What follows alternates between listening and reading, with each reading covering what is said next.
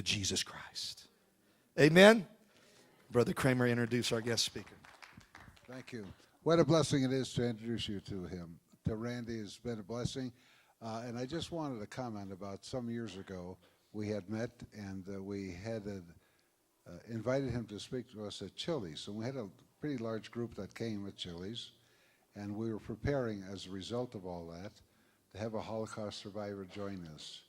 And the night before he was to come, sometime later, he had a heart attack.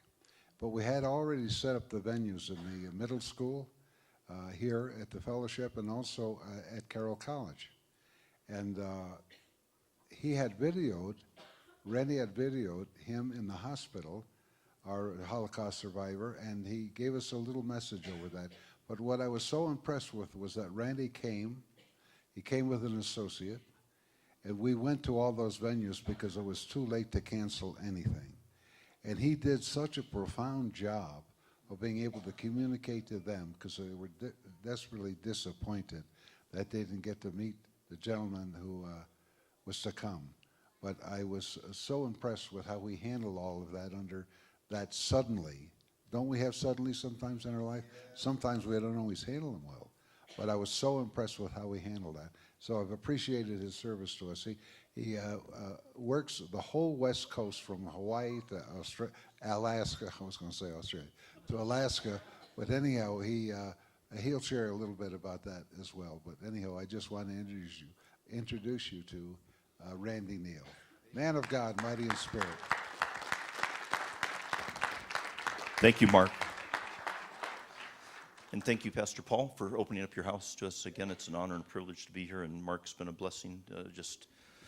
He's an inspiration, and gets more done than a lot of people I know that don't have any challenges whatsoever. And he just does it with you. Call him on the phone, and you just think that you're just blessed. I don't think you've ever talked to me on the phone without praying for me before we said goodbye, and so I appreciate that a great deal. And so. I covered the 13 states that are left of Nebraska. So I'm the Western Regional Coordinator for Christians United for Israel. This is not going to be an infomercial for our organization. We do have materials in the back, and if you believe that somewhere between Genesis and Revelation that the Bible says something about Israel, and that it appears that God loves Israel and has plans and purposes for them, then pop our hood and check our oil and see if we are a tool that is worthy of being in your toolbox, or a resource that you think that you'd like to use as you try to communicate that to others. Because there's a lot of folks that go to buildings that have steeples and crosses on the top every Sunday morning, and they don't believe that Israel is what was foretold in the Bible. They believe that the moment that the Jews didn't recognize Jesus as the Messiah, that God changed his mind. He didn't see that coming. Even in his sovereignty and foreknowledge, he had to come up with a plan B, take a step back and scratch his head, and he broke all of those promises. And I would suggest to you that that is not at all what happened. And I'm gonna have the audacity and the courage to go out on a limb and suggest to you that I think I know one of the reasons why God chose Israel. And I want to share that tonight. I think this was promoted to be more of a Middle East update, and we will examine the persecution of Christians in the Middle East. But this is a church service. And so we're going to camp in some scripture, and we're going to treat this like a church service, not a Middle East update. And so, but I'm going to go out on a limb and tell you in just a moment why I believe God chose Israel. Before I do that, I got a couple disclaimers that I have to throw out, just regular housekeeping. We are an evangelical Christian organization. Do we work with Jewish leaders and Jewish organizations and members of the Israeli government? Absolutely. And every time that I meet with the president of a Jewish federation or the chair of a rabbinical association, I tell them straight up, I don't make any secret about it, and I don't make any apology for it. I believe Jesus Christ is the Messiah. I'm not aware of another path to salvation. The caveat that sets us apart from other pro-Israel Christian organizations is that we don't demand that our Jewish friends agree with us theologically before we're going to commit to stand with them unwaveringly. Second disclaimer is being pro-Israel is not synonymous with being anti-Arab. And a lot of people cannot wrap their brain around that. How can I hate them, or how can I love them without hating them? We've got some horrific chapters in Christian history That's what's happened under the banner of Christendom, by hands of people that are called Christians, under the watchful eyes of people that were Christians. And the moment that we don't understand something, we don't trust it, and then we're afraid of it, and then we don't want it around, and before you know it, we're setting down our Bibles, and we're grabbing our pitchforks and torches, and some horrible things have happened under the banner of Christendom. And we're not going to do, that's a whole presentation all in itself. Much of it to the Jewish people, by the way, and we wonder why when we knock on the door that they don't roll out the red carpet for us. They got 1,700 plus years of some pretty unspeakable, unchristlike things that have happened to them. King David says that the eyes are the lamps to the heart, and we're to guard them. And I've read text in books, not pictures, not video clips. I've read text in books of what Christians did to Jews that I had to look away from the printed words on pages. It was so bad. And so we need to guard that. I'm not going to be shy. There are political parties and political individuals that, and the absolute worst enemies that the Palestinian people have ever had are their own leaders. They've been thrown under the bus by their own leaders and twisted into a festering wound in the eyes of the international community so that Israel will be demonized and delegitimized, and at the expense of their own people. And then the third disclaimer is this is going to be a really biased presentation. And if you don't believe that Israel has the right to exist in safety and sovereignty and security, you still have a lot of time. You can recapture your evening and leave right now, and you'll be a lot happier. But I'll warn you about that.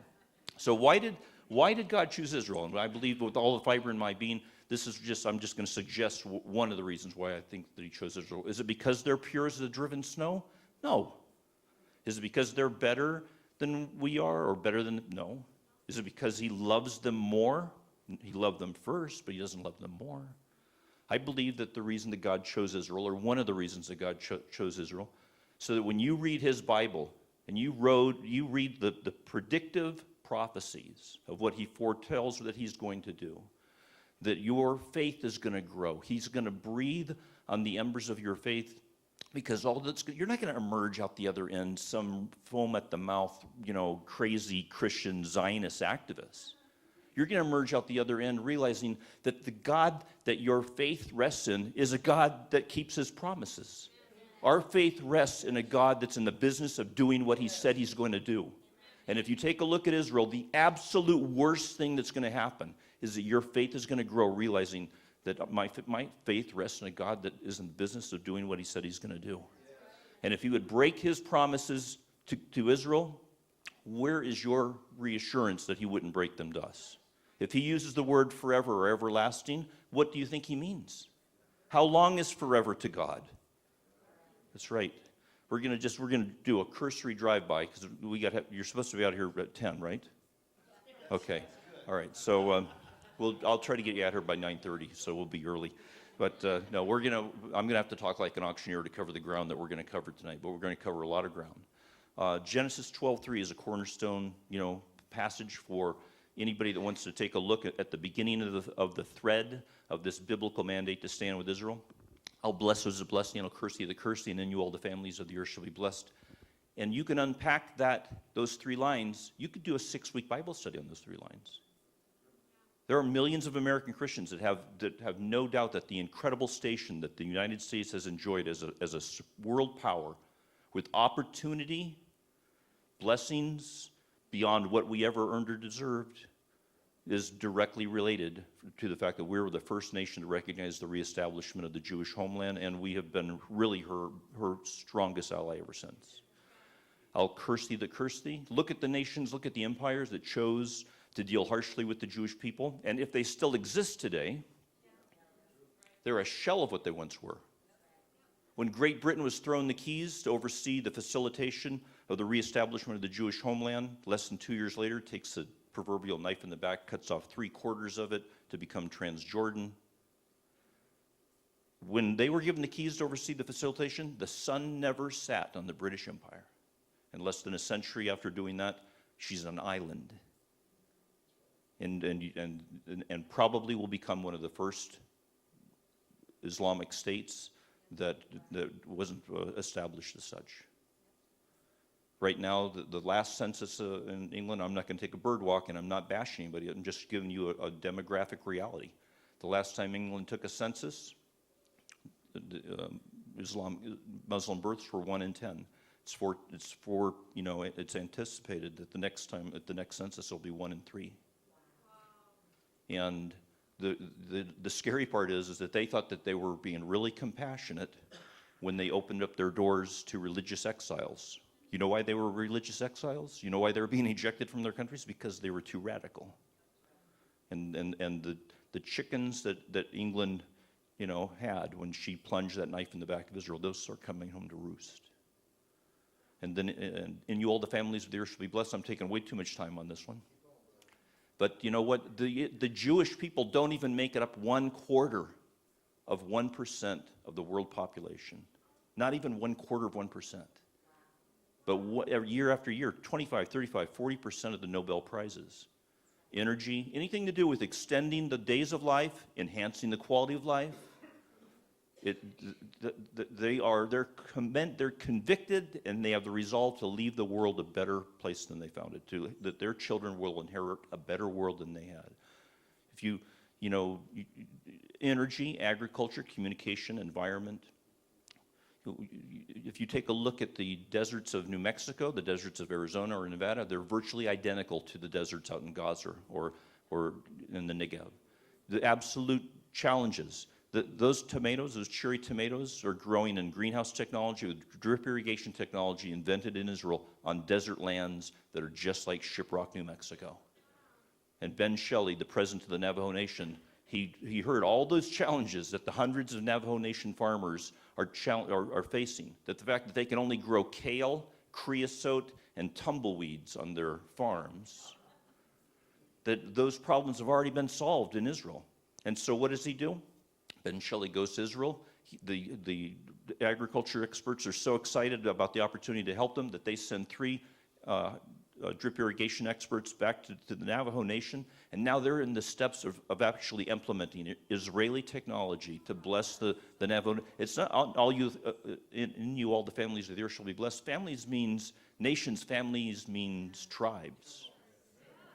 And you can, if you don't see this being manifested before your eyes and realizing that this is just God doing what he said he's going to do, then you're missing it, because it's just an encouragement for you. My home state of California, when Netanyahu came and visited, our Governor Jerry Brown, first thing that he wanted to talk to him about was Israel's water technology, not in drip irrigation, but in reclamation and recycling. Because we're in the worst drought in our history. And about 3 months ago, the Folsom Lake Reservoir that services the whole Sacramento Valley where I live came within inches of going below the intake duct. And they were going to barge fresh water up from elsewhere. They had no idea what they were going to do. And so here you've got the state of California, which could be arguably the 8th or 9th largest government entity in the world. And we're looking to Israel to help us solve our problems. Zechariah 8, when I go to Israel a couple times a year, bringing pastors that have never been before. Have you ever been to Israel? Okay, all right. From your lips to God's ears. But when we're on a trip, we're on the ground for only 5 days, and we're in sprint mode, and it's really easy to try, to just be in a real fast pace. But sometimes you just have to stop and just rest and let the Holy Spirit talk to you. And when we're in the old quarter in the Jewish city, I will always have a pastor read out loud Zechariah 8, because as you listen to these words being spoken off the printed page, it's alive all around you. It's alive all around you. Thus says the Lord, I'll return to Zion and dwell in the midst of Jerusalem. Jerusalem shall be called the city of truth, the mountain of the Lord of hosts, the holy mountain. Thus says the Lord of hosts, old men and old women shall again sit in the streets of Jerusalem. And as the pastor's reading this and everybody's looking around, that's exactly what's happening. And old men and old women are walking with staffs in their hand because of great age, and boys and girls are playing in the streets. And it's usually on a Friday night, and we're in a hurry to get to the Western Wall on Shabbat. And when we're done reading this, the last time I was there, Pastor Joey Steelman, who used to be part of the power team, ripping phone books and bending rebar in his teeth. Now he's a pastor of a church in Stockton, and he's reading that.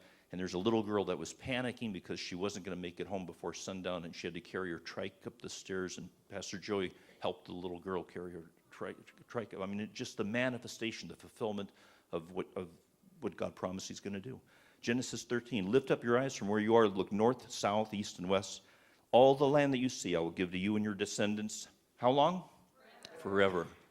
Amos 9, the last time that Benjamin Netanyahu addressed the United Nations, let me correct myself, the time before the last time, he closed his speech with Amos 9. I'll bring my exiled people of Israel back from distant lands, and they will rebuild their ruined cities and live in them again. They will plant vineyards and gardens. They'll eat their crops and drink their wine. I will firmly plant them there in their own land, and they will never again be uprooted from the land I've given them, says the Lord your God. One of the most important things, if you're going to try to appreciate how things unfolded for the persecution of Christians in recent months to peak to the highest point of the history of the church, you have to take a look at the mirror image of the persecution of Jews in the Middle East. And one of those happened on May 14th of 1948 when David Ben-Gurion announced Israel's independence. There were Jewish communities living in most of the Arab nations all around then Palestine, just changed their name to Israel. And they were vibrant parts of the communities. They predated Islam in most cases. And the moment that this abomination in the Islamic worldview declared itself, an independent state right in the center of what so recently was the Arab Emirate, the Ottoman Empire, then all of a sudden there was this great anger that just was sweeping across these Arab nations. And they had no cat to kick, they had no wall to punch other than their own local Jewish communities, and that's exactly what they did. And Great Britain, again, then the supreme world power, they were holding back rioting mobs wherever they could, and they were beating their fists on the table telling this infant nation, this infant government, you've got to get these people out of here or their blood is going to be on your hands.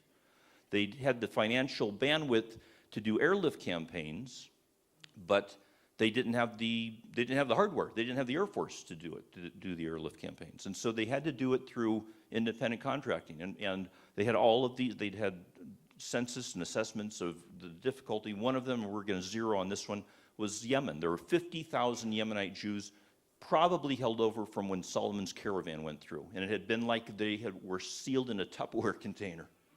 Their culture, their cuisine, their dress, their hygiene, again, they were an integral part of the society, and 50,000 of them, and all of a sudden they're being hung in the town square. Women are being raped in the alleys. Synagogues, homes, storefronts are being burned, and Yemen gives them the same chance that they give everybody else. All of your financial resources, all of your real estate, all of your assets now become property of the state. You can take $3 in the shirt on your back, and if you can get a ride home, go. Otherwise, you will live, if you can live a life, it'll be a life of severely persecuted. And so out of all these nations, we're going to focus on Yemen. Yemen's got 50,000 Jews. Now, meantime, you've got this tiny little air cargo company up in Alaska. The Alaska Air Cargo Company, they've been making a pretty good lucrative living, flying in real estate prospectors, oil prospectors, supplying wealthy hunting, fishing guides, and they wanted to take it up a notch. They wanted to become a genuine, bona fide airline. They wanted the Anchorage to Seattle to Portland run, and the FAA wouldn't give them the time of day. They said, you don't have the financial wherewithal. You just don't have the bandwidth. They didn't use bandwidth because it wasn't a term back then. But they said, sorry, you just don't have the financial resources. And so along comes these airlift contracts. And the one right at the top for the Yemen airlift had all of the real bold italic selling points that you want to really kind of push out really loudly to get people to line up to bid on your campaign. Very dangerous project, expect high casualties, probability of being shot at when you're in the air, high likelihood of being bombed at when you're on the ground. Things like that to get people to line up. One company bids on that airlift project for Yemen, the Alaska Air Cargo Company. They get it. Cash influx from that contract has them change their names to Alaska Airlines, which is kind of a cool story. Their Cracker Jack pilot, Robert McGuire, good Catholic boy, he's flying in, and the Yemenite Jews, remember, they're living out in the desert. There's like the 7th century as far as they're concerned. They've seen airplanes in the sky, and they thought that they were just really weird birds. They'd never seen one up close before.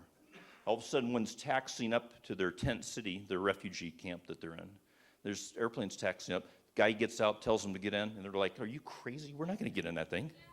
And this Robert McGuire draws from his Sunday school Catholic, the upbringing. He says, this is, you know how the Lord brought the Israelites out of Egypt on the wings of eagles? This is your eagle. This is your eagle to bring you home to Israel. And they said, well, heck, if you put it that way, and they got right in.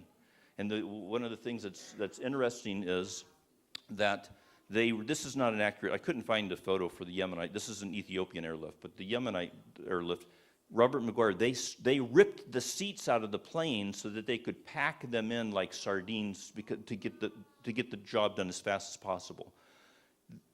The plane that was supposed to be carrying 60 people is carrying 180 people. About 3 times. What does that do to the plane's payload, fuel load range? They don't know. It's off the page on the operating manual. They have no idea how far that they can go. They don't know. They're guessing how much weight they have. They don't know how, and temperature has a lot to do with, how the plane's going to fly and how far it's going to go. And Robert McGuire learns the hard way in the first run. Mind you, they're hanging Jews in the town square in Cairo just for sport. And Robert McGuire sees the fuel light come on over Port Asad, Egypt. He's got a plane load full of Jews, has to do an emergency landing in Port Asad, Egypt. He's taxiing on the runway immediately. Military vehicles are on both sides with their weapons pointed at them. Tower radios down to them. State your business.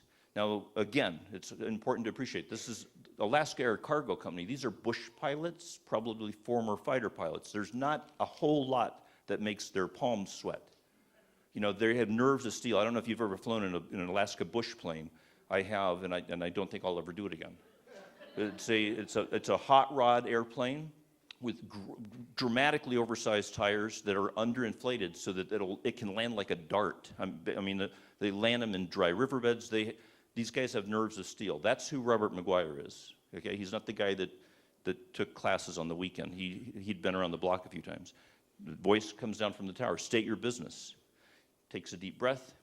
He says, I'm going to need every hospital bed, every ambulance, every doctor, every nurse. I think every passenger on this plane has smallpox. Dead silence from the tower for a few moments. Don't open the door. We're going to refuel you, and you're to take off immediately. And so God's a promise keeper, and he has a dry sense of humor.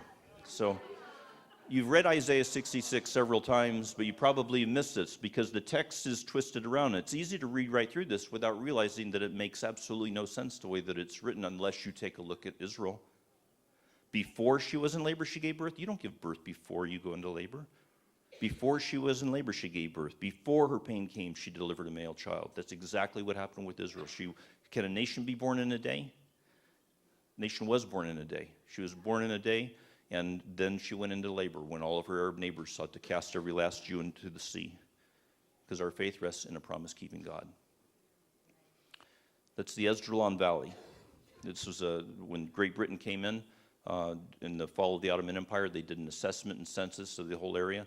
Until 1948, every square inch of land that was commandeered by Jewish immigrants was done so through legal real estate financial transactions. Grossly overpriced real estate, usually land that nobody wanted, either sand dunes that couldn't be farmed or malaria-infested swamps.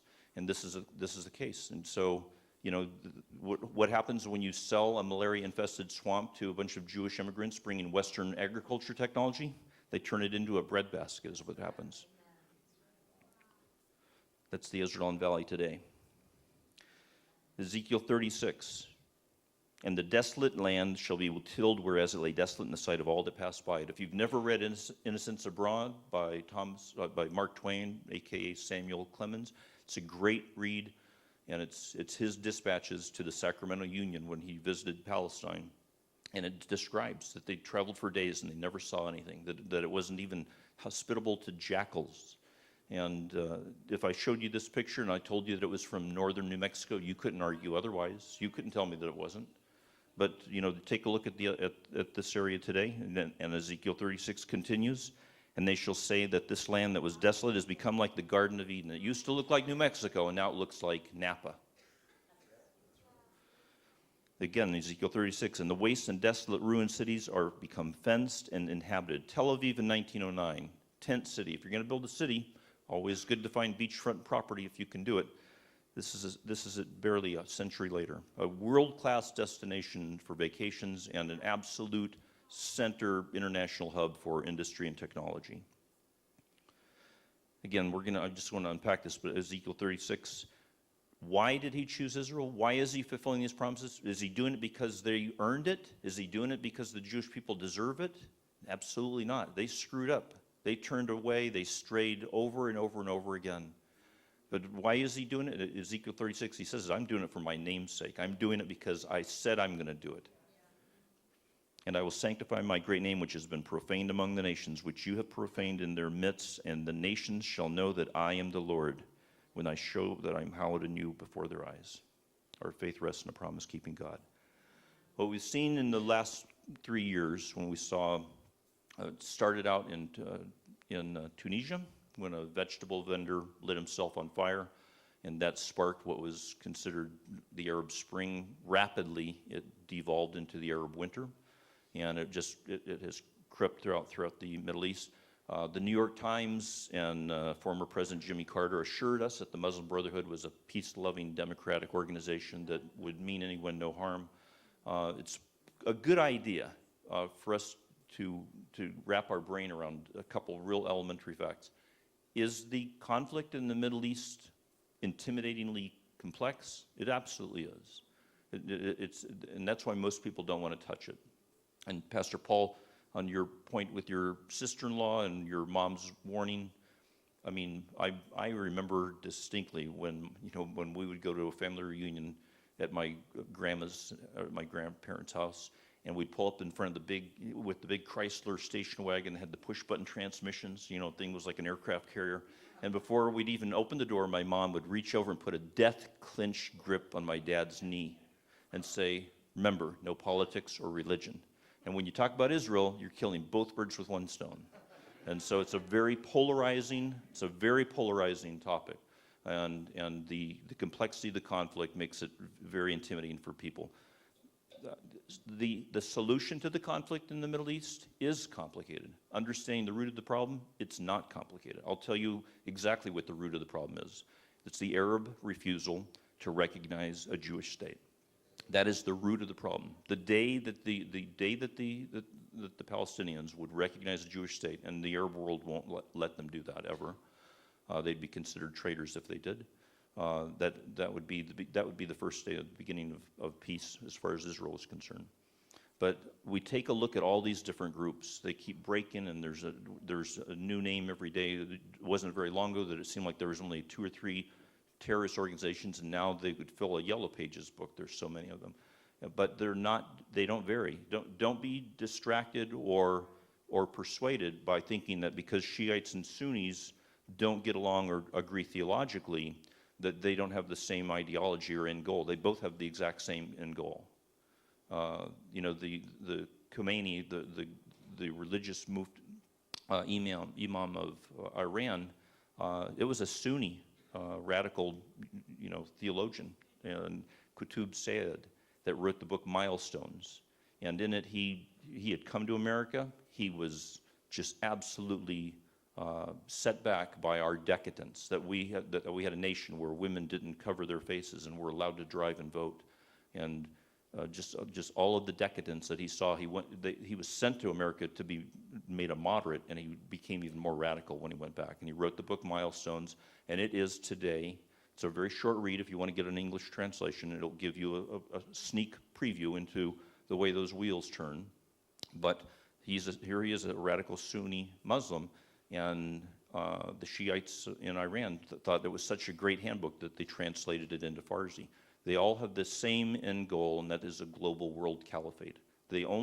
All of the different organizations only vary by degree in how patient they are in waiting for that to occur. It's not that they don't agree on the end goal. It's that they may disagree on who's going to have their hand on the helm, but their biggest disagreement is on the degrees of patience. When you've got Al-Qaeda just yesterday saying that ISIS are crazy, It's just, it just, but they all have the same end goal, but they look at different patients. The Muslim Brotherhood was founded in 1928, and they waited patiently. They did try a coup in the 50s. Many of them were in prison, some of them were executed, and they had the patience of Job. And they were waiting, and they saw Mubarak's health failing, and they saw his son not really having the goods to be able to fill the vacuum when Mubarak finally left his seat for some reason in Egypt. And they were waiting, and they were posturing and posing, and that's exactly what happened. And as soon as there was a vacuum in Egypt, then you had, these elections, and we'll touch on those in just a second. But don't believe that they are a peace-loving democratic organization. This is their creed. It was their creed in 1928, and it's their creed today. Allah is our objective. The Prophet is our leader. The Quran is our law or our constitution. Jihad is our way. Dying in the way of Allah is our highest hope. We saw, again, the Arab Spring breaks out. Mubarak steps down. One of the things that was on his, profile or resume was that he honored a peace treaty with Israel. So, and he was considered a traitor and a puppet of the Zionists. So anybody that's going to run for office cannot do that. Morsi runs for office. He comes out as a leader from the Muslim Brotherhood. The imam in Egypt, the Muslim Brotherhood imam in Egypt, was his warm-up act. And he would speak to town squares with 100,000 people in them. And his warm-up act with the religious leader was that under Morsi we'll have a global caliphate and Jerusalem will be its capital. That was his warm-up speech. And the crowds went frenzy wild. And he was elected fairly and squarely. He did not steal that election. He crossed every T. He dotted every I. He did it fairly and democratically. His mistake was he got greedy, and he started taking shortcuts against the Constitution, bending the rules, laying off, trying to eliminate the military leaders that were the anchors of stability. And they knew that they were the anchors of stability. They were the enforcers of the iron fist of Mubarak, and they were still in power. So Morsi's all of a sudden ejected, and what do? We bring in another, or they bring in another iron-fisted dictator, a military leader, El-Sisi. We've seen, sweeping across Syria, and then well into Iraq. It started out as ISIS, the Islamic State in Iraq and Syria. Then they changed to ISIL, the Islamic State in Iraq and Levant. Levant is basically the Ottoman Empire. And you take a look in Israel's right smack dab in the center of this caliphate that they were aiming for. And it's very easy to get intimidated when you see that in 7 weeks they take 70% of Iraq. But they took 70% of Iraq, and they take the gains that they've had there are because their favorite opponent, their favorite adversary, is unarmed civilians. And they had a big advantage when they went into Iraq. They had all of Saddam's army. Most of the military officers had been in prison. They had an axe to grind. Now the Sunni population's being run by a Shiite government. They had all the military training. They knew all of the combinations to all the padlocks and where all the back doors were. And so they were instantly able to give them traction in Iraq. But that's not going to translate elsewhere. They've knocked on the door of Jordan. And even Kurdistan, just barely armed, poorly trained militiamen, just a little bit of resistance, and they can't take the ground. But give them unarmed civilians, give them Christian communities that have been in Mosul, aka Nineveh, where Jonah was, that have been there before Islam was even a thought, and they'll mow them down like they're on a combine. We've seen them rising. Now they're not called ISIS anymore. They're not called ISIL anymore. Now they're just called the Islamic State because they surprised themselves with how rapidly they took that ground in Iraq, and now they're thinking globally.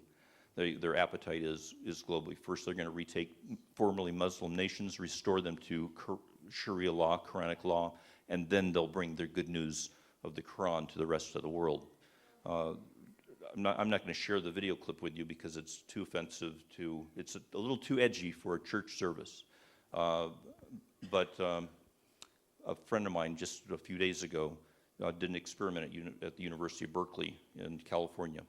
You might have seen the YouTube clip that's going viral, but he did an experiment and this is a litmus test for the climate on our campuses. Berkeley is world-renowned for its freedom of speech and open-minded thinking. I think a little bit too open-minded sometimes. But Ami Horowitz pulled out a great experiment. He took a black and white ISIS flag, and in the center of the campus, he started waving the ISIS flag, saying, "I am ISIS. America is guilty for murders in the Middle East, and you need to support ISIS. ISIS is love. ISIS is the way." And he did this for 2 hours, and he did not have one person object to it. He didn't have one person come up and say, "Stop doing this." He had a few people give him a thumbs up, a few people say, "Good luck with that." Not one person objected. He pulled out an Israeli flag, started waving it, and immediately dozens of people came up and started flipping him off, using the F-bomb. Just absolutely, we are in an hour where evil's being called good and dark is being called light. And this is an institution that's training, the leaders of tomorrow. We saw again in Mosul when ISIS comes in, one of the first things that they do is they paint this little one-eyed smiley face on a house of a Christian. It means Nisrali. It means follower of the one from Nazareth. And they will tell you on the first or second day that this is just letting us know that you're a Christian and we'll come by to collect the tax. You'll be okay. You can either convert, or you can pay the tax, or you can leave, or you can die. And the sword conversion. Well, if you have health challenges, or if you're not mobile, fleeing to a mountaintop isn't an option for you. And so there were many Christians, elderly Christians and young, that were converting just so they could save their breath. But in many cases, tens of thousands were murdered and driven out of their homes that they had lived in. I mean, this is Nineveh.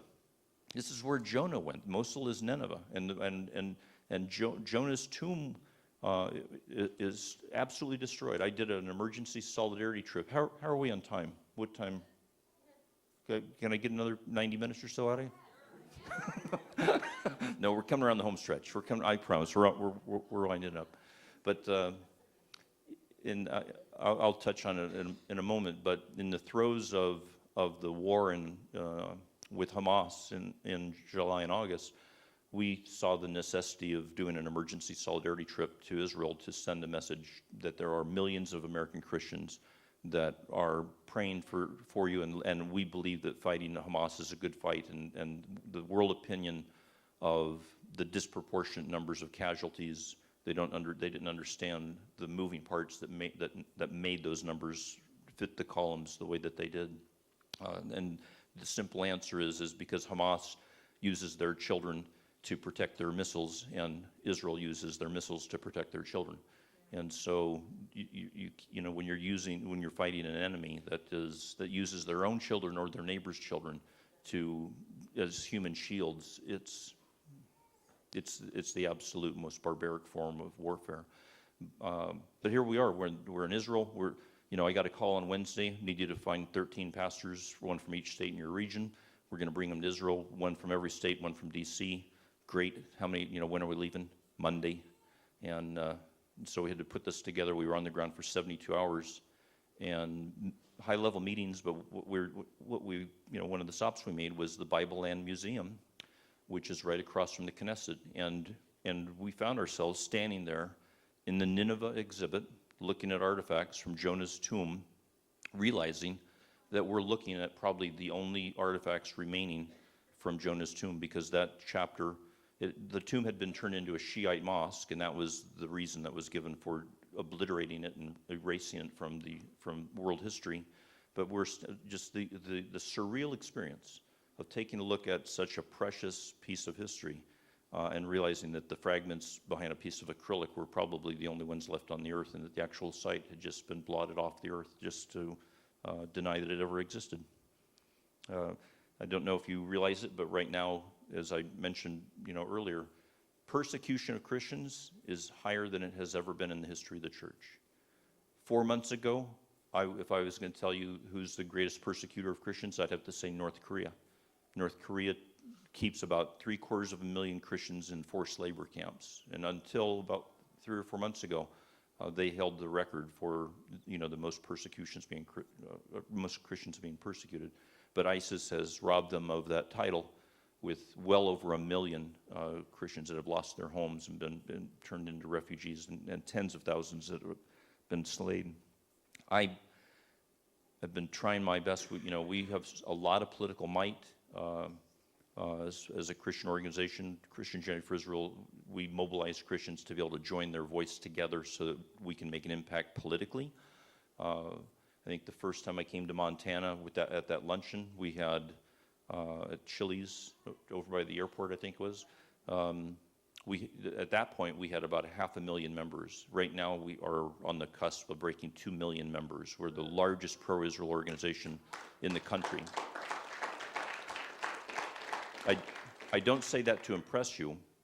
I say that when every one of those people signed up, they signed up with an agreement. We won't share your contact information with anybody, and your part of the deal is when there's an important piece of legislation or resolution or something, or a petition, that you'll take 3 minutes and weigh in on it. And one of Pastor Saeed Abedini, his church is actually in Boise, Idaho, just a little left of here. He's a Christian pastor, went to Iran, the homeland of his parents, and was accused of converting from Islam, which he insists he never was a Muslim. And he's in year 3 of an 8-year sentence.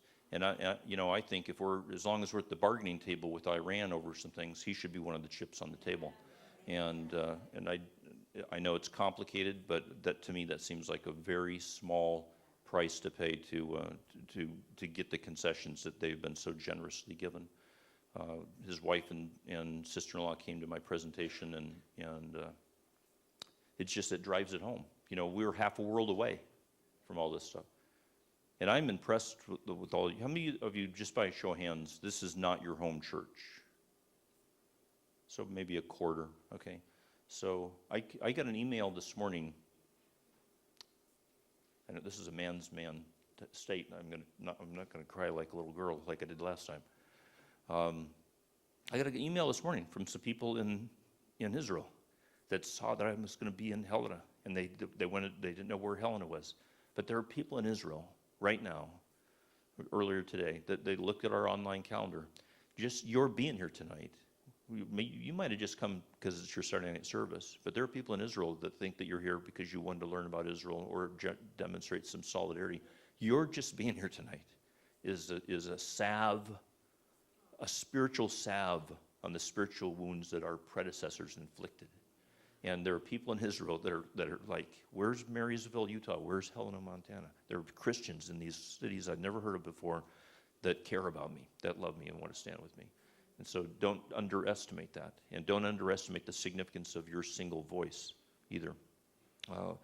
We were a single talking point organization. We're a Christian organization that we are driven entirely and solely by biblical principles, but those biblical principles have political ramifications.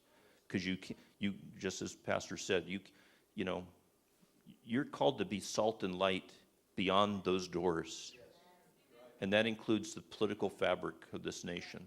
That includes investing the time to understand where a candidate stands on this issue or that, and what a piece of legislation will do to our laws. And there's a lot of Christians that believe that, God's in control and prayer works and he doesn't need my help. He uses people like you and me to do the defending and the delivering. He doesn't part seas too often these days or use pillars of smoke and fire. He uses people like you and me. But the very first voices, the loudest voices, the people that were on the scenes first demanding that somebody do something about the persecution of Christians in the Middle East were Orthodox Jews. These protesters are Orthodox Jews in Jerusalem. And they came and they grabbed us by the lapels and said, what are you doing about the persecution of your Christian brothers in the Middle East? And what's the cop-out easy answer? Well, the Bible tells us that we're going to be persecuted.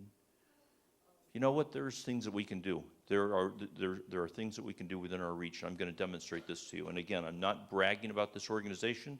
I'm simply suggesting to you that I'm not casting a vision I'm not hoping that you'll catch the vision of what we hope will happen. This train has left the station. And if you want to hop aboard and let your voice be counted, when we would be honored to invite you to do so. In July of 2013, we went to our annual Washington, D.C. summit, where thousands of Christians meet every July, and I'm going to invite you to consider spending your vacation there this coming July. But when we went to D.C., there was a talking point that we had on the agenda for our elected officials that had never been on our radar before. Since 1998, our elected officials have had a resolution on their desk, the Congressional Envoy for Religious Freedom in the Middle East and North Africa. Since 1998, and no one's had the backbone to make a case for it on the floor. When we went in this resolution, I have an app on my iPhone called GovTrack, and it is incredibly, uncannily accurate at being able to forecast if a piece of a resolution or piece of legislation will pass or if a candidate is electable.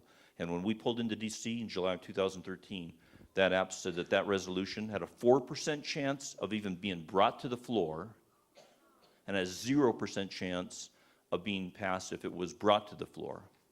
But they'd never had Christians weigh in on it before. And so we did something that we'd never done before. We generated a video action alert that we sent out to our 1.8 million members and said, forward this to your friends and family, take 3 minutes to send an email or make a phone call to your elected official about this resolution. We have audio on For this. thousands of years, minorities, religious, ethnic, and national, have suffered discrimination, persecution, and death at the hands of the majority populations among whom they lived. In modern times, the preservation and respect for minorities, as written in the United Nations Universal Declaration of Human Rights, is a fundamental requirement for countries which want to be part of the international family of nations. Today, we are witnessing a tragic violation of minority rights in the Middle East. Throughout the region, ancient Christian communities are under constant attack and are rapidly collapsing. Church bombings, incitement, kidnap and torture, rape, forced conversions, discriminatory laws, desecration of cemeteries, executions of people who converted to Christianity,